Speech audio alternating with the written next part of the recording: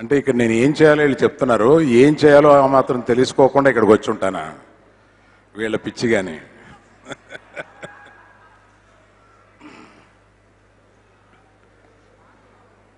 బలిబలి మగాడివై ఈ సినిమా గురించి చెప్పాలంటే దీనికి ముందు చిన్న జరిగింది, ఎక్కువసేపు తీసుకోను, ఒక 2-3 నిమిషాల్లో జరిగింది చెప్తాను. హలో బోయపాటి గారు, ఇప్పుడు మనకు సినిమా చేస్తున్నారు కదమ్మా.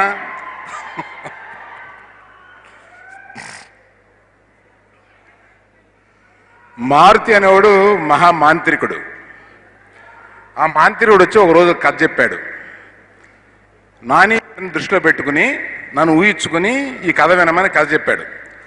కథ చెబుతుండగానే ఒక 3-4 సార్లు కింద పడిపోయి నవ్వేలాగా ఉందన్నమాట. అంటే ఒక విచిత్రమైన, అతను ఒక చిన్న కాన్సెప్ట్ తీసుకుంటాడు, ఒక విచిత్రమైన కాన్సెప్ట్ తీసుకుని మతి మరుపుతోటి అస్తమాను మర్చిపోయే, అంటే మన గజనీలో కాదు, గజనీలో మర్చిపోయి ఒక సీరియస్గా, ఇతనేమో మర్చిపోయిన ప్రతిదీ అడ్జస్ట్ చేస్తూ ఎట్లాగా దీన్ని మ్యానిపులేట్ చేసి వెళుతూ అనే దాని మీద ఒక గొప్ప మానవత్వం గల క్యారెక్టర్ని తీసుకొని ఆ క్యారెక్టర్ గురించి చెప్పినప్పుడు ఎక్స్ట్రాడినరీగా చాలా బాగా ఉంది, ఇది వెంటనే సినిమా చేద్దాం అని అనుకున్నాం. నాకు 4వ కొడుకు లాంటి కొడుకు వాసు ఉన్నాడు. ఆ వాసుతోటి స్మార్ట్ సినిమా, అంటే మనం మామూలుగా పెద్ద సినిమాలు పెద్ద 4-5 హీరోలతోటి 50 కోట్లు అవన్నీ ఖర్చు పెట్టి అలా కాకుండా సినిమా అనే దాని మీద మనం నమ్ముకుని, కథ అనే దాని మీద నమ్ముకుని, ఒక మంచి హీరోని తీసుకుని, ఒక మంచి డైరెక్టర్ని తీసుకుని సినిమాని తీయగలిగితే ఒక స్మార్ట్ సినిమా. మేమిద్దరం దాన్ని ఊరికే ఒక స్మార్ట్ సినిమా అని అనుకుంటాం. చిన్న పెద్ద మీడియము అయ్యి కాకుండా ఆ స్మార్ట్ సినిమా అనే దాన్ని మనం కాన్సెప్ట్ డిజైన్ చేస్తే ఎలా ఉంటుంది, దానికి వేరే ఒక బ్యానర్ పెడితే ఎలా ఉంటుంది అని అనుకుని 100% లవ్ దగ్గర నుంచి అనుకుంటున్నాం. అది ఈ సినిమాకి కుదిరింది.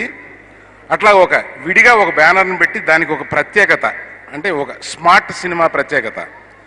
ఇలా తీసేటప్పుడు నాకు ఇండస్ట్రీలో చాలా బాగా నచ్చిన వాళ్ళల్లో దిల్ రాజు తర్వాత మన వంశీ. అంటే ఎందువల్ల అంటున్నానంటే, వంశీ నాకన్నా చాలా చిన్నవాడు, కుర్రోడు, మన వాసు వయసు ఉన్నవాడు. కానీ ఇవాళ 2 రకాల నిర్మాతలు ఉన్నారు. అంటే ఒక పెద్ద ప్రొడ్యూసరు, ఒక పెద్ద హీరో, ఒక పెద్ద డైరెక్టరు ఆ కాంబినేషన్ తీసుకుని ఆ కాంబినేషన్లో ఓ సినిమా చేసి దాన్ని ఎన్కాష్ చేసుకోవడం, ఇది ఒక పద్ధతి. నేనేమి దాన్ని తప్పు పట్టడం లేదు, ఇది ఒక వర్గం, అలా చేస్తూ ఉంటారు కొంతమంది.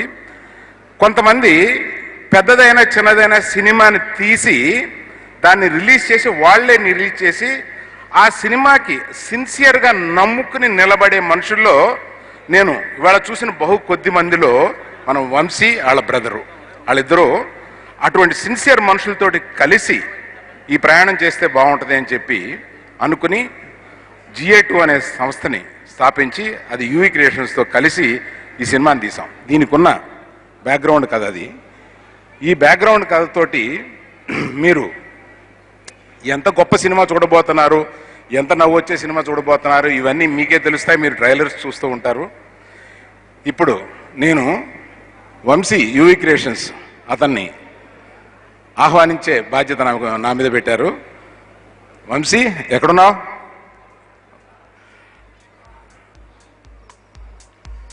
ఏమయ్యా, మరి నేను అతను ఆహ్వానించినప్పుడు బొకే ఏదైనా ఇవ్వాలా? అదేం పర్వాలేదా? ఊరికి హగ్గిస్తే సరిపోద్దిగా. తర్వాత నేను చెప్పాను కదండి, అరే ఉందా బొకే? పర్వాలేదులే, ఇద్దరు నువ్వు నాకు ఇచ్చినట్టు అనుకో పోనీ. అప్పుడు ఎవరికి ఇస్తున్నట్టు? సరే.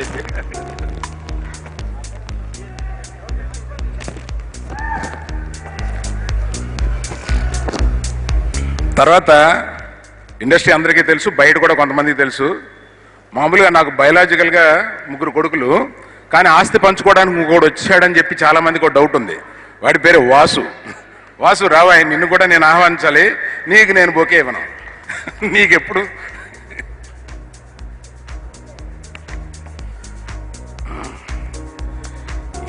టోటల్గా నువ్వు ఇచ్చేయమ్మా,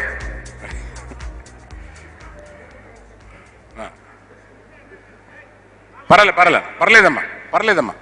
పర్లేదు. సో కథ మొత్తం నడిపింది వీళ్ళిద్దరూనండి. ఊరికే నేను కథ వినడం, మిగతా చాలా పనులు చేయడం తప్ప షూటింగ్ దగ్గర ఉండి కష్టపడి ఎడిటింగ్ రూమ్లో కూర్చుని ఇవన్నీ వీళ్ళు ఎక్కువ పడతా ఉంటారు. అది నేను పైనుంచి చూసి సూపర్వైజర్గా చేస్తూ ఉంటాను. అందులో మారుతి తెలుసు కదా, అతనే చాకరీ అతనే ఎక్కువ చేసుకుంటా ఉంటాడు. మారుతి, ఈ సందర్భంలో నిన్ను పిలవకపోతే బాగోదయా, హీరోని వాళ్ళని తర్వాత పిలుద్దాం కానీ.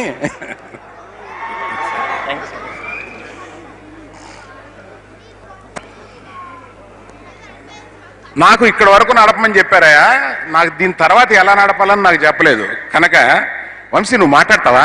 అసలు నువ్వు వంశీ చాలా తక్కువ మాట్లాడతాడు జనరల్గా. వాసు నువ్వు మాట్లాడతావా? ఓ వంశీ మాట్లాడకుండా తను మాట్లాడితే బాగోదు. వీళ్ళిద్దరూ మర్చిపోయానండి చెప్పటం. వీళ్ళిద్దరూ ఒక 10 yearsగా పార్ట్నర్స్. వీళ్ళు డిస్ట్రిబ్యూషన్ సినిమాలు ఇవన్నీ చేశారండి. చాలా సినిమాలు డిస్ట్రిబ్యూషన్ చేసి డిస్ట్రిబ్యూషన్లో చాలా పోగొట్టుకుంటా కానీ వీళ్ళిద్దరు దొంగలు చాలా సంపాదించారు. సరే, మేము ముగ్గురు కలిపి దిగిపోయి మనం స్పేస్, మన హీరోలు డైరెక్టర్లు వాళ్ళందరూ ఉన్నారు, వాళ్ళకు కూడా కొంత స్పేస్ ఇద్దాం. Thank you very much. రండి